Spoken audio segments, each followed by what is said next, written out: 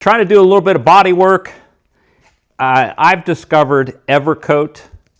This is the big guy. This one I like using a lot. This is a lightweight, non-clog filler. Easy sanding, tack-free, easy spreading. I got this one in a big gallon jug. Now, my latest that I've been using on these small jobs, Evercoat Body Shop Pro Grade, color changing. I mean, it's ingenious. So, I don't know if you can tell here, I've been working on a truck. It goes on purple, right there.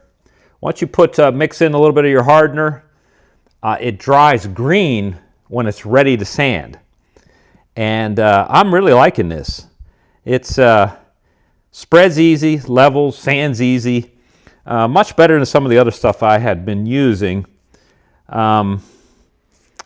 Evercoat. So I just wanted to kind of do a quick video mentioning this product because it has kind of been my go-to now on fixing all kinds of little rust spots, dents, small things. And then, for the big jobs, I've been using the lightweight because, when this stuff gets hard, when body filler gets hard, there's a heck of a lot of sanding. This lightweight has really saved me a lot of time on the sanding process. So check out Evercoat if you got a big old job.